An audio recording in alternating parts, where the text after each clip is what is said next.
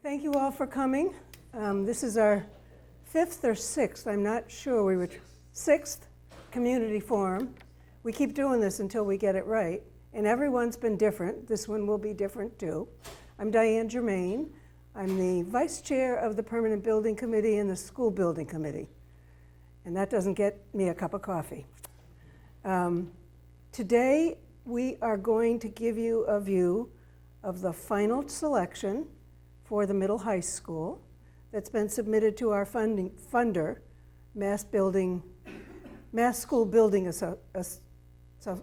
Authority? Can't talk. Anyway, simple agenda. We're going to start off with Superintendent Bob Mullaney doing an overview of the project. And I have to say thank you very much for all the work that you've done.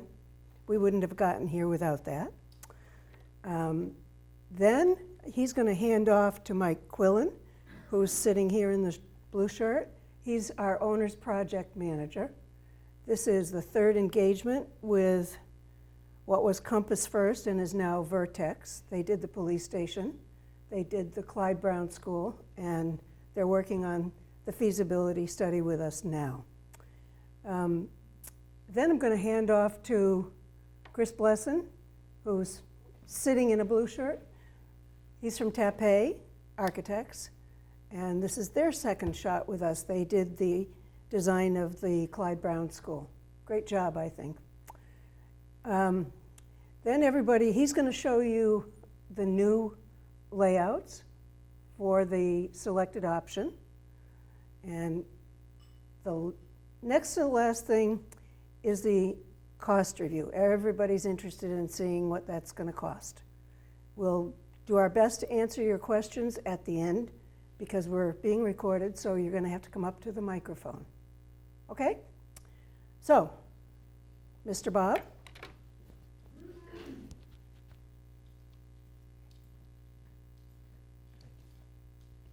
I'm going to go this way.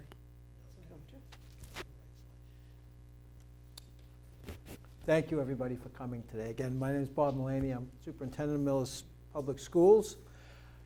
And it's very nice to be here this afternoon in a climate-controlled building over at 245 Plain Street. We don't have that. Right now, the kids are sweating it out in classes. For our last community forum, we had that morning, a pipe had burst, and so we had a flooded classroom. So I'm happy to report no flooded classrooms today, but instead of water, we have heat. Our second floor gets brutally hot. A week ago when we had those 2 hot days on Wednesday and Thursday, we have these big exhaust fans that we have to put into the hallways. Kieran's here, he probably remembers those days from when he was a student in Millis Middle and High School. And it gets to a point where the kids can't learn.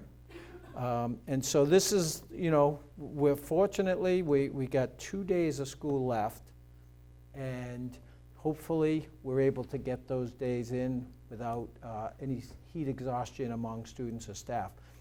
We have had to, in the last couple of years, we haven't had to do it this year, but in the last couple of years, we've had 1 snow day. We've had 2 times when we had to dismiss kids in the middle and high school because it was absolutely too hot for them to learn. We were able to keep school open at the beautiful Clyde Brown School because it's climate controlled. So, that's one of the issues, one of the big issues with our facility.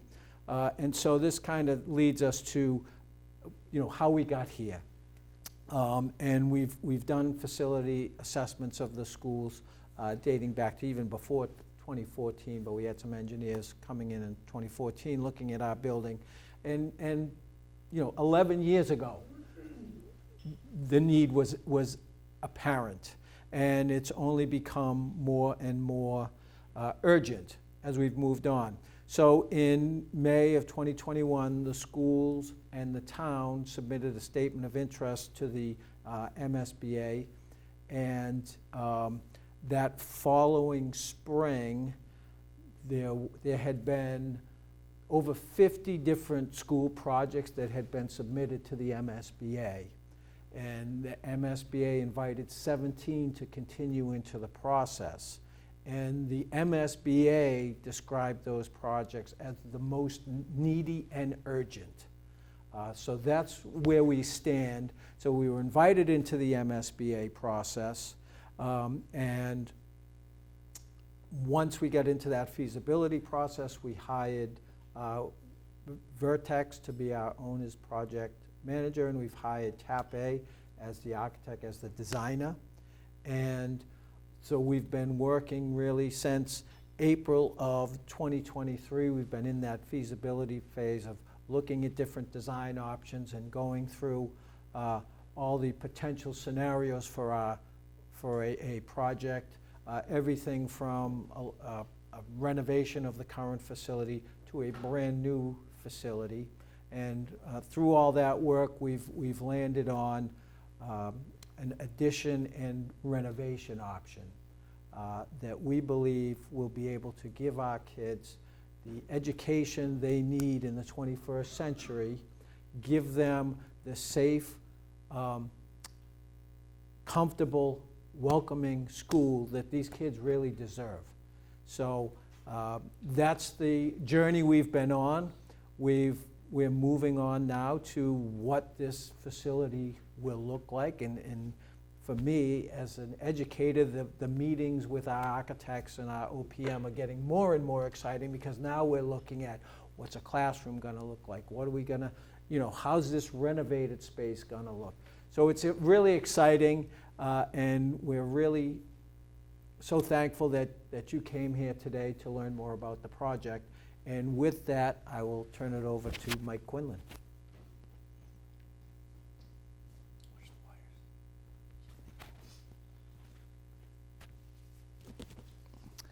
Thanks, Bob, and good afternoon. So Bob outlined the basics of the process. I'm going to give you a little bit of background, a little bit more detail of the MSBA process. It's quite intricate, but it's based on many years of experience of managing these projects. It consists of three. The first part, which is called the feasibility and schematic design phase, consists of three different parts. And the ultimate goal of those three parts is to get to a point where a community can have confidence in what the project's going to cost, what's in the project, what's the scope, what's the program, what does it look like at the end of that stage. And then ultimately the town then votes to either proceed to the next levels of design or they don't. So that first phase is what's outlined in the screen behind me. The first is called preliminary design program, and this is all about identifying the problem and basically looking at the school, figuring out what it needs, what's wrong, how do we conceptualize what it should be in the grand scheme of things. What does the town want? How does the town educate its students? These types of questions are all raised during the first phase, which is called PDP, or preliminary design program. The second phase is called the preferred schematic report. And this is when we take all of those problems and we boil them down into options. And at the end of that phase, the town decides, through the leadership of the school building committee, decides what the best option is to put forward to the town. And then now we're currently in a stage which is called schematic design. And this is taking that option from a conceptual option and taking it through and to about a 30% level of design. And this is starting to, what does that particular option look like? How does it fit on the site? How do different rooms relate to other rooms within the building? It gets into traffic analysis, accessibility, sustainability. So it gets into every level of design to a certain degree. It starts to identify solutions for that. So that's where we are now. And then again, the goal of this phase is to end up in late summer with a schematic design that will go for pricing. That pricing will then be reviewed and refined, and then ultimately it ends up in a MSBA board vote in October, where they approve the schematic design, and then in November, this is probably better if I show this next slide. In November, this would be when the town will vote on whether or not to fund this project. A few notes, this is the overall project timeline, and you can see it's stretched out a little bit because of a few things I'm going to get into, such that it ended up almost needing 2 slides. The reason for that is, as we got into this, into the preferred schematic report, into the middle phase, the school building committee really wanted to do a lot of due diligence and really make sure that the solution that was being presented to the town was the right one. So we examined many different options with a real focus on cost control and keeping a project that solves what the schools need, but really trying to find the most cost-efficient way to solve that problem. So that's why you see that blue bar in the middle that starts at the top and comes down here is longer than it normally is on a typical MSBA project because of that real focus from the school building committee. And they took the time out to really be thoughtful and diligent about it. And then now you can see the green bar at the bottom is where we are. We're right about here in the process. These stars are typically what we would put on there for public forums. We will have some more in the fall, obviously, and just to make sure all of the information is out there, we're reaching as many voters as possible, making sure we're answering questions. The only way this really is ever successful is if the community feels like they understand it, they know what they're voting on, they know what the issues are that drove the whole process. So that's our goal over the next 6 months or so, or 5 months or so, is to really get out information to the community. So that's why we're here today, and so we appreciate your attendance. And now, so I'm going to hand it over to Chris. Chris is going to run you through what the preferred solution is at this point, and then we'll jump into, I know everybody's going to be interested in how much it'll cost, so we'll jump back once Chris is done with his presentation.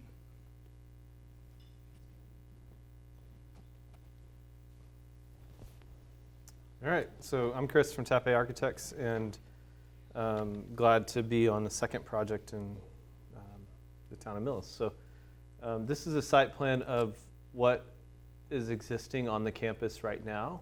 The Clyde Brown is that building, and the middle high school is there as noted. And the project that we're talking about is looking to demolish a certain portion of the building. It's actually the spaces within that are the most, the most disparate from the MSBA's template.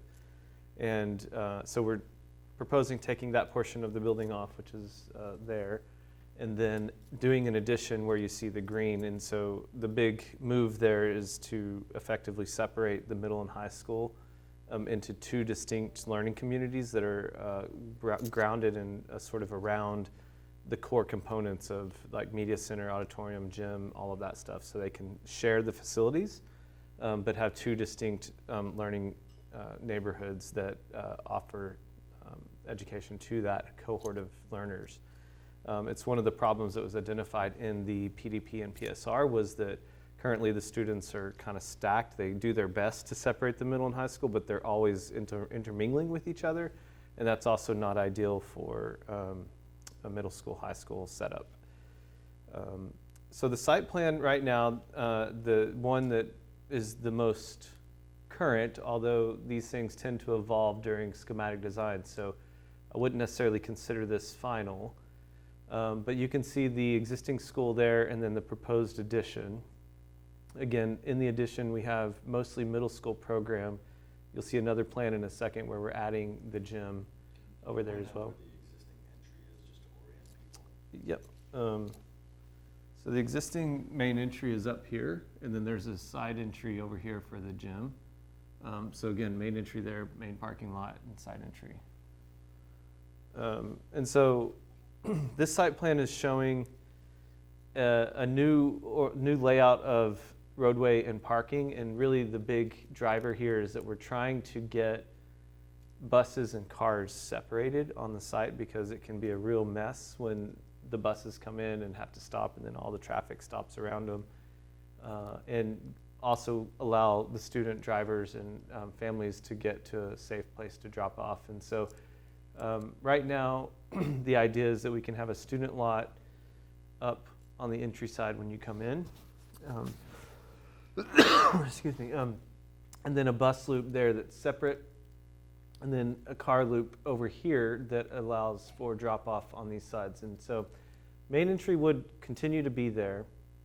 And then we're proposing an addition of a little entryway here and an entryway here, mostly for students and faculty, some faculty, but that would be so that the students have access to both the middle school and the high school from a car queue that kind of comes around the back side of the school here. And then the main entry to the site, main entrance and main exit would remain the same, so that we're not messing with any of the existing way it happens to get to the site from the public way, but on site it'll look a bit different around the school. And again, this is sort of currently being discussed and potentially updated process. But the whole goal is to get buses and cars separated and create a better flow of traffic that's safer for the students and users of the building. Here is the current floor plan where it is as of the 5th of June. And you can see the high school up here sort of remains. We're reconfiguring some classrooms, but trying to leave as many as we possibly can. That was one of the exercises we did when we extended PSR, the preferred schematic phase, was to look at how many existing walls we can just leave in place while expanding classrooms to meet the template standards of the MSBA's guidelines.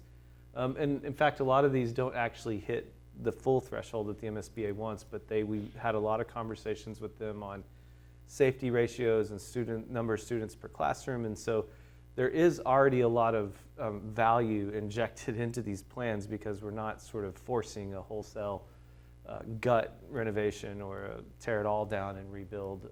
And so we're really trying to push as much value and program into the existing spaces as possible without reconfiguring where we can. And then in the middle, the auditorium, cafeteria remain the same, probably light touch in those spaces, just mechanical systems, finishes, stuff like that, a fresh update.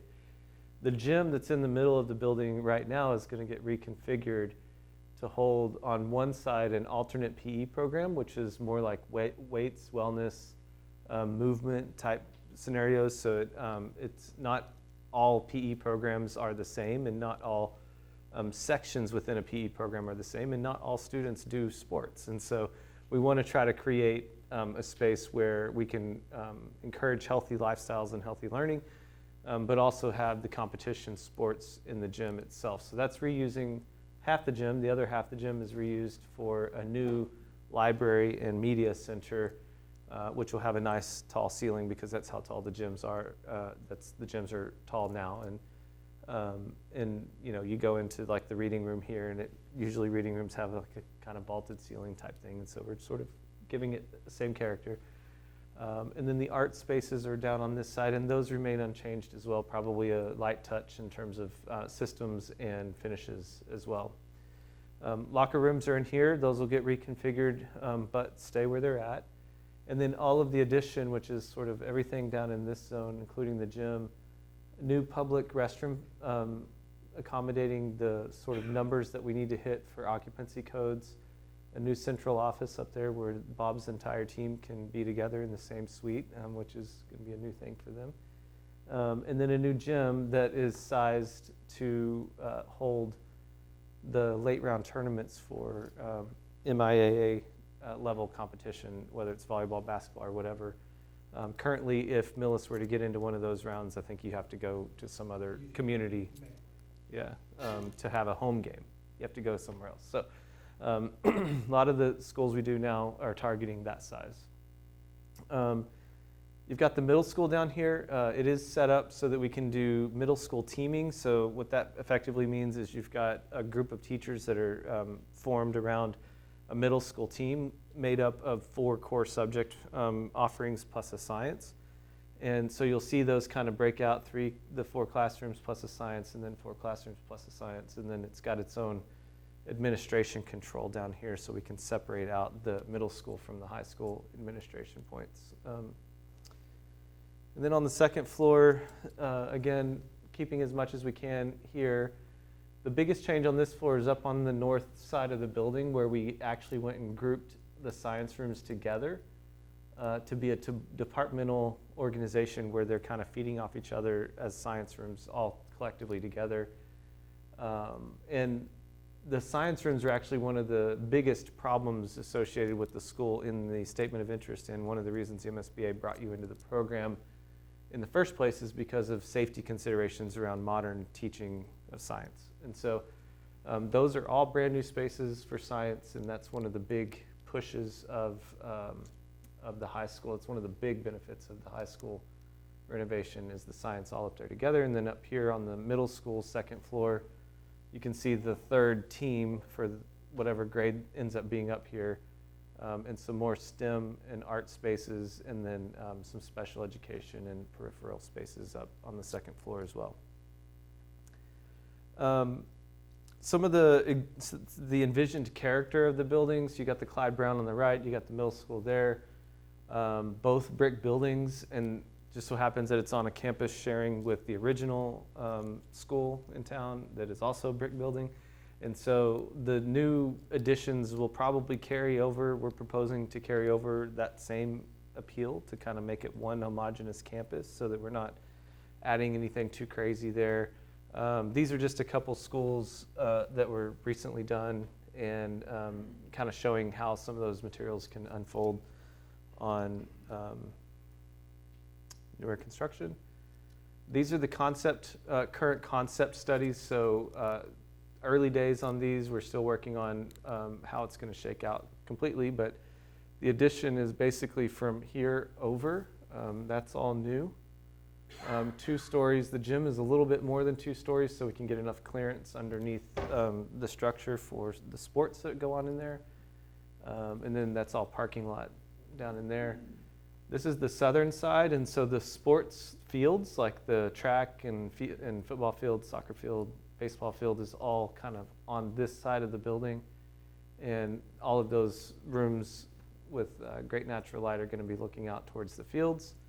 And so those are the 3D massing models, and then this is a flat, straight-on elevation looking at that same side, and so you can kind of see it's 2 stories. This is the original building back here, and so we kind of build things with a little bit more height nowadays to accommodate the environmental control things we need to control that Bob was kind of talking about. This is rotating a little bit more southwesterly, looking up towards the northeast there, and you can see in this image the existing building to remain. That's the high school. This is the little high school entry we want to add, and then the middle school there. This is the old gym right here that will become media center on that side. And then this is the elevation of that side of the building. This is the side that is along the shared driveway between the Clyde Brown and the high school. These lower images are just diagrams that we're trying to show. One of the energy problems, I guess is the way to say it, on the building is that you got a lot of glass in it. And so the window to wall ratio is pretty high. And so when we do new builds, in order to get the energy usage down, which means your energy bills can come down as well, which is a long-range operational benefit, we're going to look, we have to replace the windows anyway, so we were saying when we replace them, why don't we just take out a little sliver in each room. It also, in fact, helps us reorient the walls where we need to reorient the walls. But this is a cost saver in terms of operational energy usage, but also doing a solid panel there instead of a window probably saves a little bit of money too. But it's really meant to be an energy efficiency look at how do we make the building a little less expensive to operate and a little less risky for infiltration of air or water. With that, I'll turn it back over to Mike. Could you speak to the swing space? Oh yeah, so I'll do that in the floor plan. That's a good point. Thank you, Diane. So let's do it up on this image. So when we build the addition, we're able to build the addition first, and it comes out really close to the existing building, and that's going to be a construction sequencing thing that we have to work through. We've done it on multiple projects, so it's doable.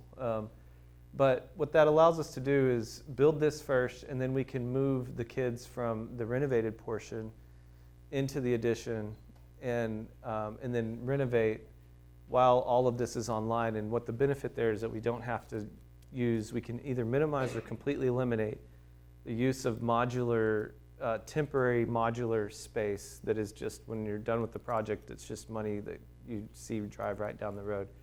So what we're trying to do is come up with a scheme and a phasing plan that would allow us to use the addition that we're building as swing space, so that we can create opportunities for us to like work within the building while it's occupied and doing construction at the same time in a safe manner, but also saves the town money on sort of the stuff that you don't get back at the end of the day. So is that good? Okay, I'll turn it back over to Mike to share the facts and figures.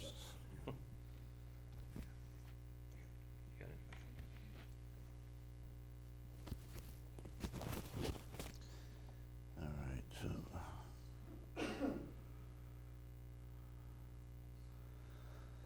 So this is probably what a lot of you are most concerned about right now is what's all of this going to cost the town. What you see on the screen are the final 7 options that we evaluated at the end of the previous phase. There are a multitude of options that were eliminated prior to this slide being put together, so these aren't the only ones. One of the things, as part of that extended middle phase that we talked about, one of the things that we did for the town was, what if we don't do anything? What if this gets voted down? We're not comparing a project to zero, right? Like the building has some needs that Bob referred to, just to keep it maintained in operation and not leaking all over the place, and having buckets of water in the hallways to deal with drips and drabs, et cetera. So we went through a process of evaluating what would it take just to stabilize the building over the course of a 10-year period. That would mean 10 years of potential overrides of a couple of $1 million, et cetera. The long and the short of it is that ended up with a $60 to $70+ million worth of work projected over the course of 10 years. And so that became sort of a basis of evaluating actually proceeding, because ultimately, as part of this process, the MSBA contributes to a reimbursement to the town, and there's a portion that helps fund it. Your town has a 53% reimbursement rate, but there are certain things that eventually cap out. So there's what we call an effective reimbursement rate. So we looked at 3 renovation options, some of which the MSBA would participate in, and some of which they wouldn't, because it's not actually solving, those don't actually solve educational problems. That's just stabilizing the building. It doesn't deal with some of the educational issues that Bob referred to and how the school manages itself. So as part of the MSBA process, we have to address those educational issues as a solution, otherwise they're not going to participate. So that became a condition of evaluation. And then we looked at addition and renovation, again with the hat on of what's the most efficient way to use dollars and to maintain the existing structure as much as possible. To try to get a couple of options in there, we evaluated. There were well more than the 3 shown here, but those are the next grouping. And then we're required to submit a new build option, which is a brand new building from scratch. Usually what we would do is what we call build behinds, where we would build a new middle school, high school, where the track and fields are now, and then the existing one would be demolished and replaced. That was pretty much, the new construction option was pretty much ruled off pretty early because of the sheer cost of it, and the fact that it wasn't thought that the town would support something to that effect. So really, it became quickly obvious that the cost of doing just a renovation to stabilize versus an MSBA addition and renovation to solve the educational problems with the state's help, with the state's funding, we ended up in a place where they were about the same cost, where it's about the same just to stabilize the building over 10 years or build an addition and renovation that solves the educational problems with the state's help offsetting the difference. So what you'll see here are the 3 renovation options in blue, the 3 addition renovation options in green, and then the new build in red. Ultimately, the one that was selected is the 3rd addition renovation option, which is what we're developing now, which, excuse the terminology, but AR4A, AR obviously standing for addition renovation. And what's reflected here is, unfortunately, the reality of the construction world we live in these days. Post-COVID inflation has forced up construction costs approximately 50% over the last 4 years. And that's something that all towns around the state are dealing with as they approach these school projects. So I know some of these numbers are surprisingly high to people, and that's a product of the environment we're in right now. And so we want to make sure we're clear about, what things cost. And so we have, on the left, we have our estimated construction costs for this proposed project. That's estimated at $98 million. As you can see, the other benefit of this approach that Chris just referred to is there's no cost for swing space, because you could build the addition, fill it with students, and then do the renovation portion. As you can see, the other options require differing levels of swing space, mostly in the modular costs, so rentals for modular classrooms, et cetera. And as Chris referred to, that's a sunk cost. Like, once it's a temporary thing and it's gone, you get nothing for it at the end of the project. So that's something we try to avoid as much as we can. It's not always avoidable, but it's something that we definitely try to avoid. And then the next column is what we call a project cost markup. So the construction costs are hard costs. So think of that as everything that's fixed within the building, fixed to the building, and the fees associated with it to build it. The project cost markup is all the things like the loose things. So think about all the furniture.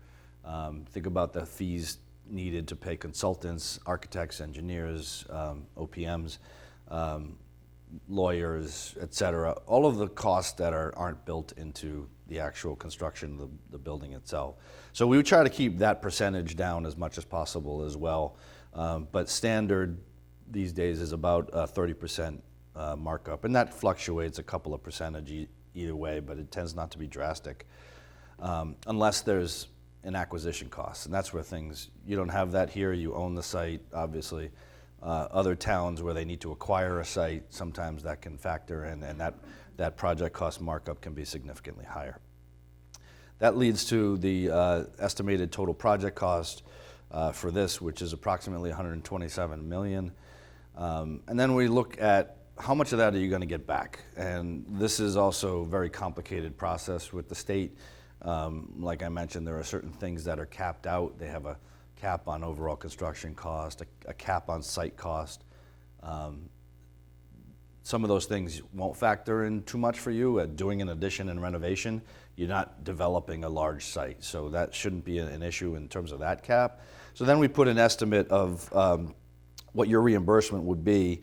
So we're figuring an effective reimbursement rate of 35 to 44% as a range, which would result in an estimated reimbursement of between $44 and $56 million to the town as part of this project, leaving the potential cost to the town for this project to be between 71 and 82 million. And that would be the cost that the town would need to approve. Ultimately, the town needs to approve the overall cost. That's part of the vote, but that would be the portion that the town would actually bond and finance. So We're in the process of, this is often the first question is, what does that mean for me as a taxpayer? My home is worth X, what does that mean? We're gonna have that information. We're working with the town to develop it. That will be in the fall. As we start to identify the costs for everything, then the financing associated with that we're looking at different ways that the town would finance it, 20-year, 25-year, 28-year, different, because it's different what that would end up costing the average taxpayer in Millis. So that gives you a sort of an overview.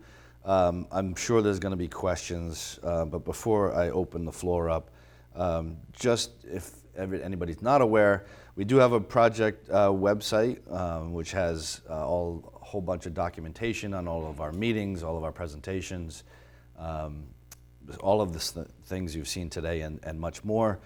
There's also an email that we can respond to questions as they come in, and they may not pop into your head today, but may happen between now and the November vote. So feel free to utilize that if you have questions. And then all the committee meetings records are also on the town website for the school building committee. So with that, Ellen, you want to start? Oh.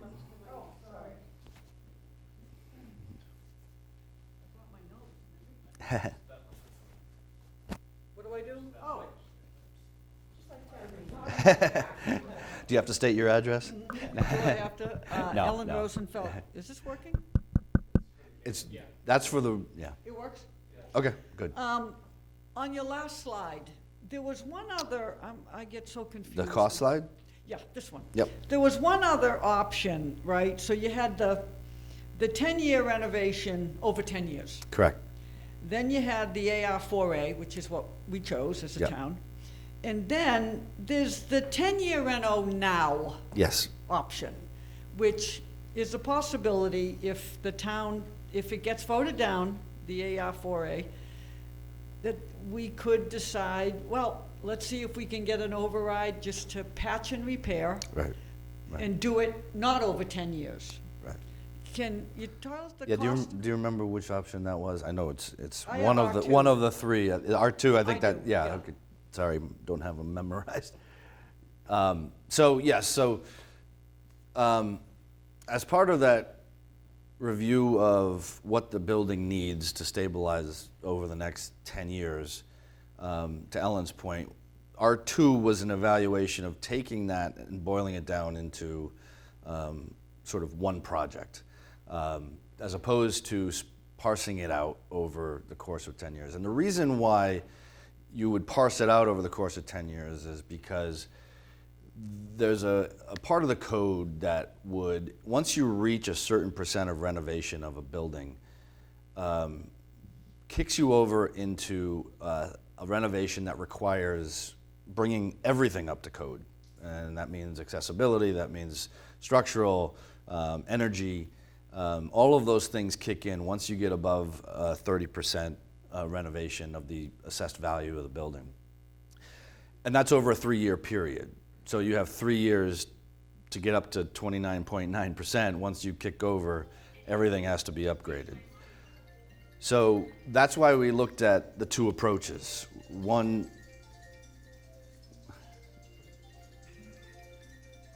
it's okay.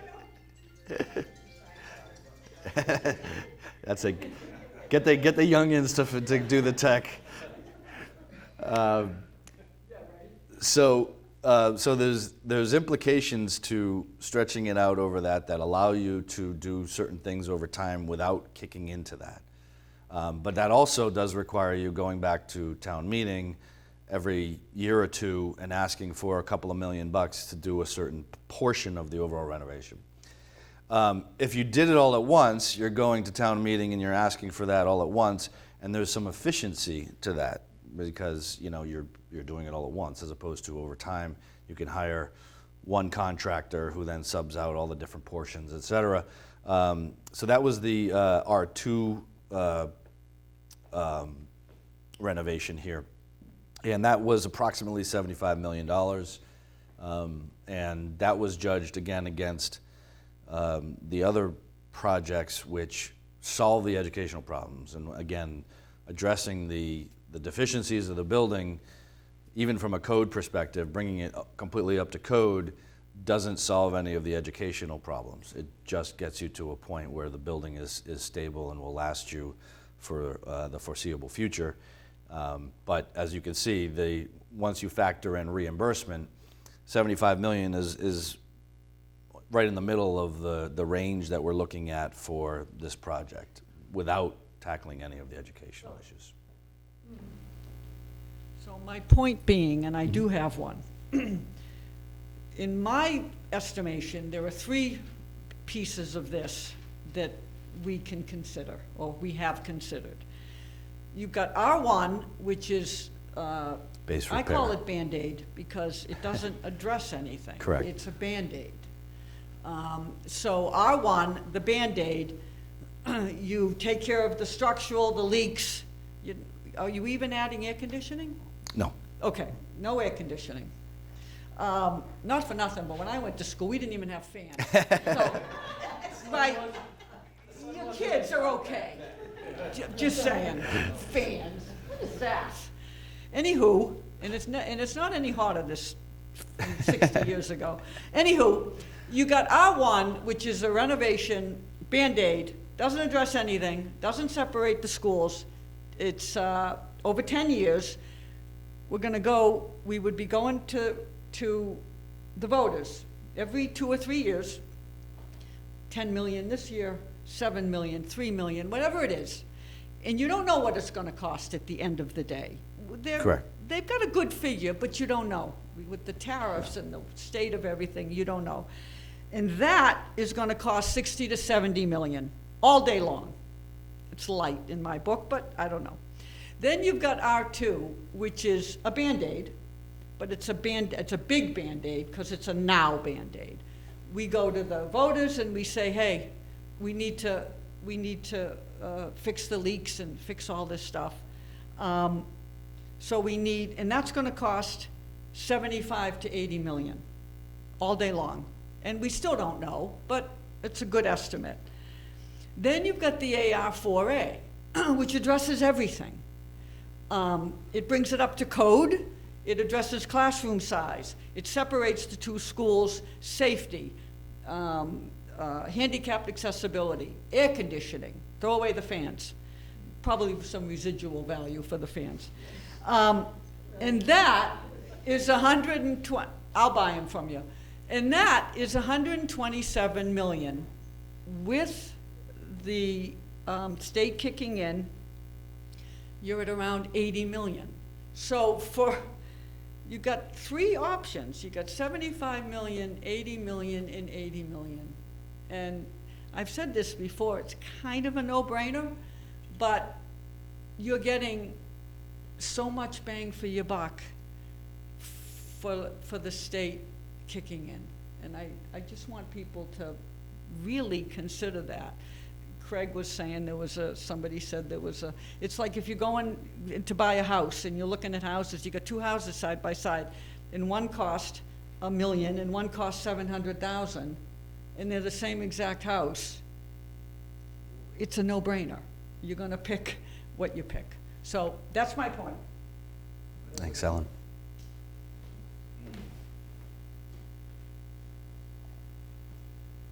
Michael Crone, 26 Beach Street. I've had the opportunity to sit in on a variety of the meetings that you've had and going over all of the various opportunities and the plans. And looking at the final figures, this has to be one of the cheapest renovation addition plans in the state. It is. Yeah, I can't see anybody doing a better job of trying to keep the cost as low when we're looking at $700 million, $800 million high school projects. And this is a middle school and a high school project. I sit in the high school when we have town meetings, and I look at a school that looked like the school when I went to school in the 1960s. So I think, as Ellen pointed out, you can put Band-Aids on things, but in my estimation, listening to all of the plans that you've looked at, and I think you've done a fantastic job of taking into consideration many options, not just one or two. You didn't just come up with a plan and then try to figure a way to get to it. You came up with a lot of different ideas and finally found a plan that seemed to work best. So if anybody's looking at trying to do this job cheaper, I don't think you're going to find it. I don't think there's an opportunity to do this work cheaper and come up with a high school that actually is a high school that you would want to go to today, not in 1972. So I commend you for all the work you've done. I hope the people in the town realize how much work you've done. I know there'll be a lot of questions. A lot of people are going to have certain concerns with regard to taxes going up, and I get that. I'm not enthusiastic about taxes going up either. But you did a great job with the Clyde Brown School. The town did a great job with the library and the renovations that they've done with public safety buildings. I think you've got a good track record.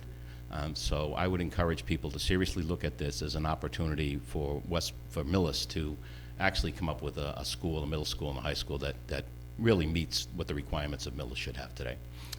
Well, thank you. I appreciate that.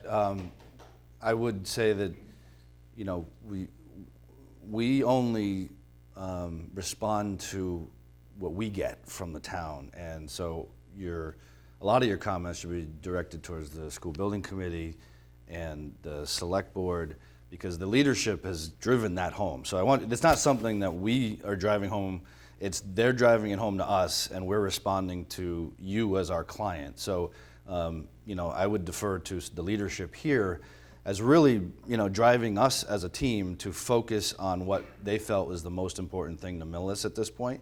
And that's where we ended up with this option. So I think the leadership from the town made it very clear what the priorities were with this project. So, and then to your point about other projects around the state, there aren't a ton of middle school, high school, but even comparing them to middle schools and high school projects, this is definitely on the low end of the scale of what's currently in the pipeline, and there are some that are well above this. So. Anybody else have comments? So Ellen, when I went to school, we didn't have fans either, so you're 100 years ago. I'm curious to know, how long will the building take if AR4A goes through? Mm-hmm. And over that time, is it like a phased process? Yes. Therefore, are taxes phased, or is it like one big hit? So that's a very good question. So in terms of the overall process, we're estimating it around 30 months. It really depends on a few things, but if you factor 2.5 years, the addition is the easy part. That's probably about an 18-month process, maybe 20. And then the renovation would be planned around, because some of it needs to happen in the building. So we do a lot what we try to call summer slammers when the school is out. So we try to do certain renovations intensely over that 2-month period so that it's not impacting operations during the course of the school year. So that would all be planned out accordingly. So that could stretch depending on, the renovation portion could stretch depending on what we're able to accomplish when school is not in session.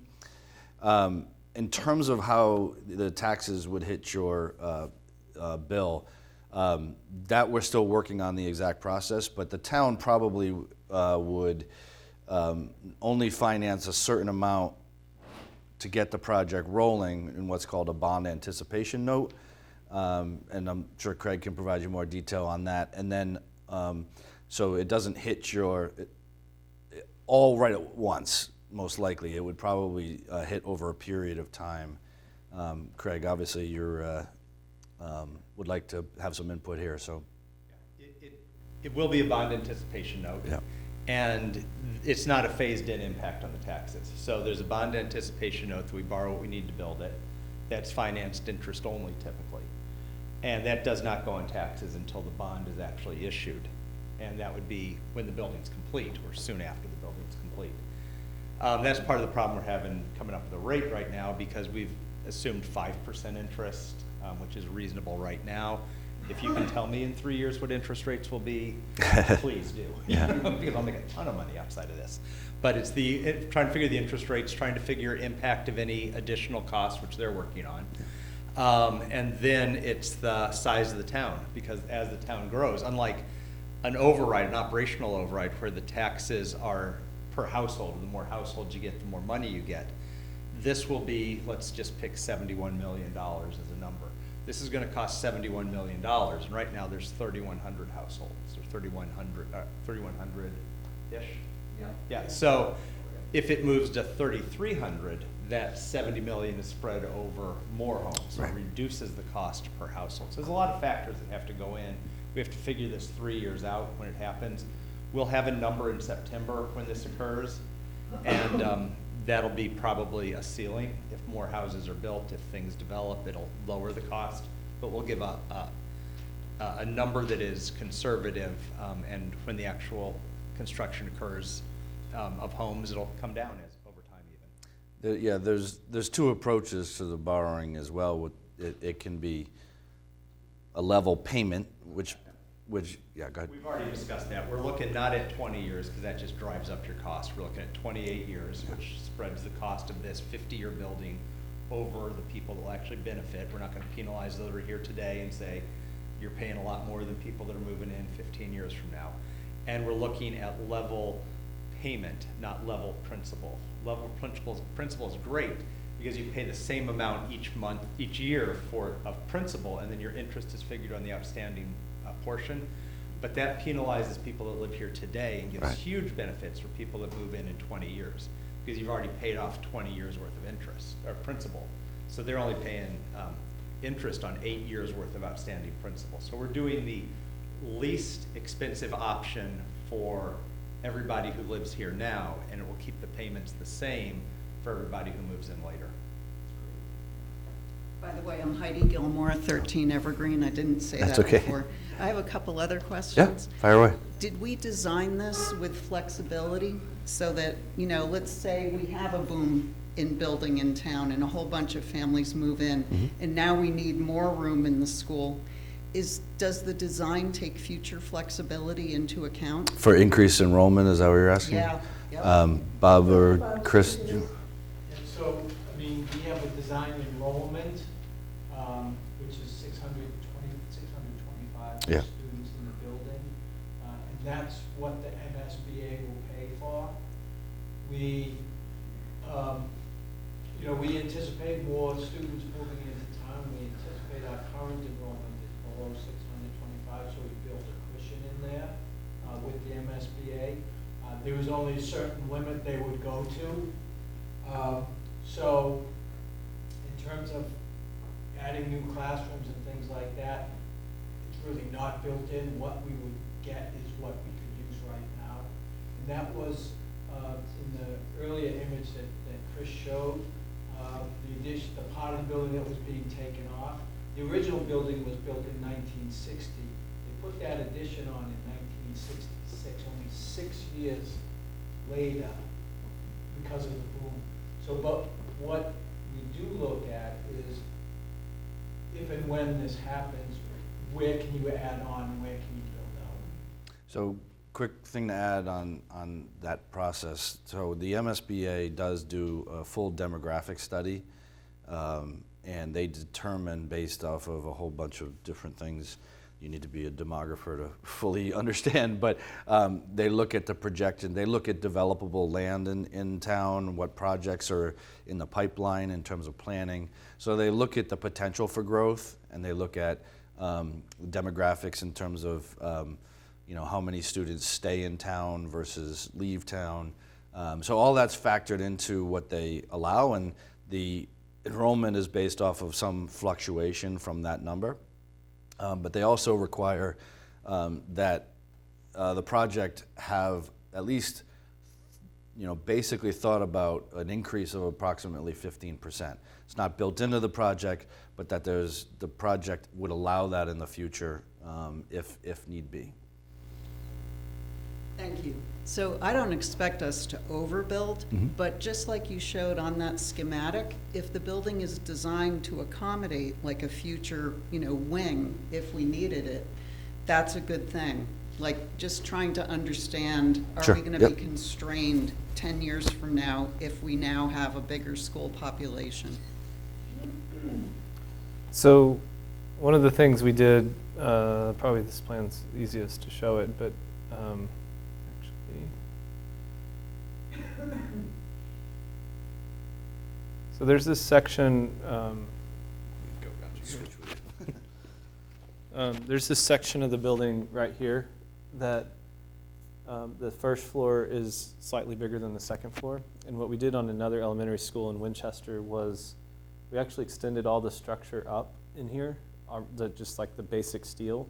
We covered it with some solar panels and created a little roof area, like garden area. That was part of the base construction. If the school needs to expand, we've got an automatic, like just put the walls and roof on it, and you've got an additional 2 classrooms already built in with structure ready to go. One of the challenges you'll hear people say all the time, well, we designed the structure so that you could expand vertically or something like that, and then when they actually get around to it, codes have changed and you can't do it. And so this actually builds it in to say the structure's already there, so all we have to do is enclose it. And so the structure doesn't show here because we don't have that in the model yet, but that was our goal, was to show that. So there's one there for 2 classrooms, and we actually went over this with the state too because they want us to show that. So that would be here, right?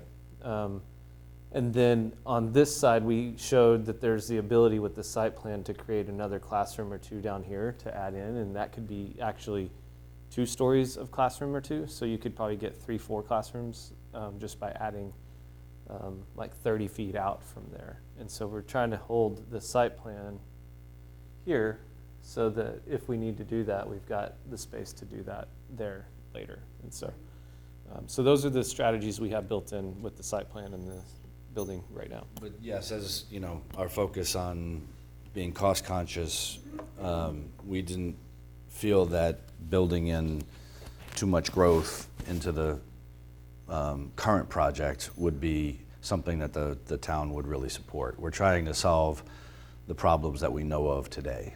Right, but at least we've thought about that? Yes, 100%. We're actually required to by the MSBA, so there's no doubt that it's something that comes up in our discussions, yes. So, yeah, you're welcome. Somebody else asked questions. Yes. If there is anyone else. Come on, don't sit there, just stand up. Richard Harlow, 120 Orchard Street. Was there ever a design considered that did not include a separation of middle high school? Bob, do you want to answer that? I know that that's something that.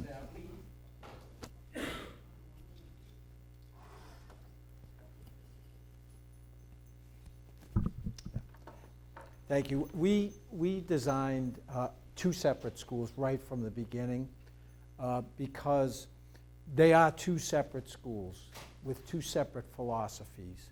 A middle school philosophy, is, as Chris mentioned, oriented around grade level teams. And the middle school philosophy is not merely about academics, but it's developing all aspects, social, emotional growth, and all those aspects of, those middle school years, which are very different from high school years developmentally. So the high school would be oriented around disciplines. It's more academic focused. And so we felt right from the beginning very strongly that these are 2 different schools, 2 different philosophies with 2 different structures of administration and managing the schools. We didn't want to go to the old junior, senior high school model with kids in grades 6, 7, and 8 going through their school day as if they were high school students, because they're not. It's very different. They're learning very different things in very different ways in the 2 schools. So right from the beginning, we wanted to make sure that an important part of our educational plan was separate schools. It's a follow-up question. I think I saw in one of the publications about the design that our current footprint is about 10,000 square feet. I think No. it's 125. 100 square feet? 100,000. 100,000, sorry, off by a 0. Yeah, And that the new is 150? it'd be So it's a 150. 50% increase in space. Not exactly, because some space is being demolished. That- So old is, no, just the net. Yeah. So right So it's- now, 100,000, I think it's 125 right now. Yeah, give me a second, I can look it up. just approximately, so we're talking 40, 50. Square foot numbers, yeah, people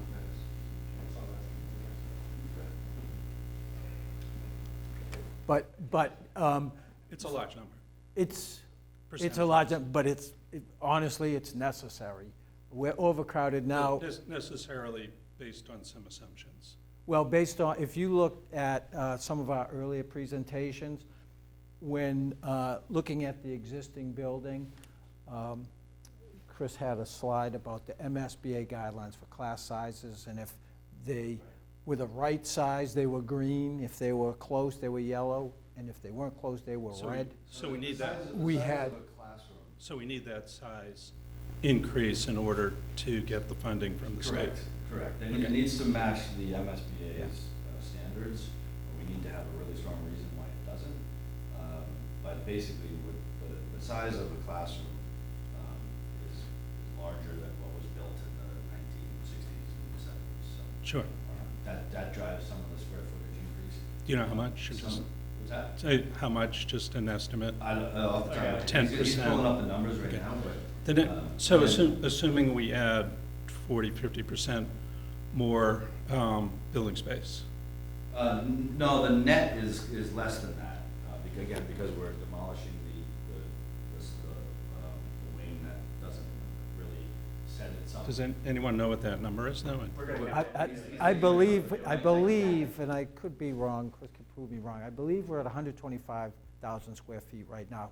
And- This would update us to 150,000 square feet. That's approximately accurate. Yeah, I don't know the exact numbers, he's pulling them up, but it's about a 25,000 square foot net pad. Okay, Net pad. So it's about a 50,000 square foot addition, yeah. but we're taking away a portion that is. Yeah, I'm just looking isn't at- easily Yeah, renovated. yeah. I'm just looking at net now, Yeah. net. So Yeah. that's about 25,000. Okay, and Yeah. 121, okay. Let's get out of the way. So 30,000 plus or minus square feet more. Yeah. Did anyone model what the additional operating costs to the town would be to operate that size school versus the current? Not yet, but that will be coming as part of what we're gonna be doing in the fall. We'll need to be looking at projections for operating costs.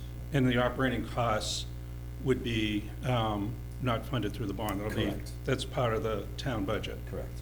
So the increase in the taxes wouldn't be just the bond, it would be the bond plus the operating costs? No, No. there, unless there's an operational override, we can't move the tax rate up at all. So if the school costs more to operate, which I doubt it will, because when we build things with new systems that weren't built in the 70s and 80s, whenever those systems were put in place, they're typically more efficient and cost less to run. But any cost, if it did cost more to operate the school, that would be paid out of the operating budget, and unless there's an operational override to fund that, that's done through the money that's available. So there's no increase in tax rate to fund a bigger purchase, a bigger process. And I hate contradicting or questioning a superintendent, but I'm going to. My kids all graduated. You don't hate it. Yeah,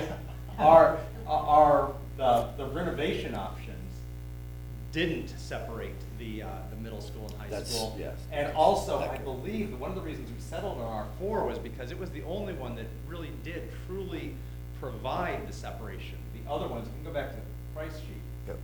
So, Oop. so we could have kept the middle school and high school commingled for $72 million or $75 million, or we could separate them for $71 million, call it, well, be fair, and call it $75 million also. So that's a huge gain. And I believe that AR5 and AR6 were only partial separations also. They weren't That's correct. separating the kids either. So really, the only thing on this page that shows a true separation, well, there's two. There's the new building, which was excluded quickly, and AR4A, we need a better name. Those are the only two. that We're selling really do naming rights. separate the schools. Yeah. Maybe Consigli wants to buy it. I just want to, because I'm Yep. trying to Yep. process. Understood. this one in real That's why we're here. Right, so the separation, whether that's good or bad, Mhm. is subjective. It's not objective. Right, it's in our. It's philosophical, yes. Yeah, it's a philosophical Correct. question. Yes. I went to a blended middle high school about the same size as Millis. I found that to be an a positive. It was definitely not a negative for me. Maybe in balance, and not in the norm. But I don't see that necessarily as being a prerequisite, personally. If we didn't do that, wouldn't that give us more flexibility in how we use the space? So if you have, some years your middle school is smaller, other years the high school is larger, or vice versa. Having a commingled space, doesn't that give us more flexibility in how we use that space? I'd say that because it's still the same building, there's still flexibility built into this option. Without having done a complete study of what a combined that's an operational question, not necessarily a space question. Because the space is probably the same amount, it's just how is it organized within the shell of the building. And then it becomes an operational and educational question. And this is the way that Millis has been operating, for years. And in the early stages, we do what's called an educational plan. And that becomes the defining document. It's how does Millis educate its students? Because every town is different on how they choose to educate their students. So that is what guided us to where we are today. But in terms of flexibility, I think that there's plenty of flexibility built into this project because if you do have a surge in enrollment for a certain grade. I just meant the utilization of the Sure. space. If the high schoolers can't come to the middle school and the middle schoolers can't come to the high school, then then you have a separation of space so that if either one has more or less demand, Yep. it's not as efficient in utilizing that space. So if you ask me, this is just in my experience with these projects, is the overall space in that regard is the same amount. It's just a question of how it's divided up. Because you have the same, you're still planning for the same number of students. So what you're saying is you'd be taking space away from the middle school addition if you needed more space for the high school. Right. So then you lost that separation. Right, I would say that you could, like combining them, maybe you could have some efficiencies, but I don't think the juice is worth the squeeze in that. That's what we have now. Okay. We have high school kids and middle school kids on the same, and it's not like the Wild West out there. I mean, we get along fine. Both schools are wonderful schools, the kids get along great. But we believe, educationally speaking, that it will be a better experience for middle school kids and high school kids to have their own unique schools, sharing the spaces in the middle. But we believe that that's the optimum. And right now, we're managing with a combined, but still with different philosophies, but it's harder to carry out those philosophies when you have different bell schedules, you have different lunch schedules, so on and so forth. No, I understand the philosophy. Yeah, and Mr. Schultz, once again, was correct. Yeah, all these options here Do not were just separate. keeping it the way it was and keeping the rooms small, undersized, and, not appropriate for education today. Richard, if I might, Yeah. we heard from the two principals of the middle. Yeah, I know. I'm moving, they can hear me. We heard from them early on, thank you, Craig. We heard from them early on that they wanted separate facilities. And initially, we didn't drive that way. We eventually came around to listening to some of the issues as the ed plan that Bob was talking about was developed, and realized that it was beneficial to do it. But I don't see any reason why we can't dynamically rearrange at some point if the requirements dictate that, correct? Right, right. If it was warranted and, you know, best case scenario. Yeah. I think one of the conceptions about, if we talk about two separate schools, can you show us all the area that's common and what's not? Because I think the vast majority of this is common space. So all of that is used by both the middle school and the high school. So we're not building a second gym, a second auditorium, a second cafeteria. It's still all that space. It's just the two classroom wings that are, at this moment, exclusive. But as Diane said, it's dynamic. It can move if needed. So it was taken into account. And I'd also say that another benefit is we still, you know, you mentioned that the benefit of going to school together. We still can realize that benefit. We do have there's still opportunities for high school kids to go into middle school classes and so on and so forth. We do that right now with the Clyde Brown building. We have middle school, it's wonderful that they're so close. We have middle school kids going over to the elementary school and working with them. We have high school kids going over there and tutoring. We have high school kids right now tutoring middle school kids. That can continue in this setup. Anybody else?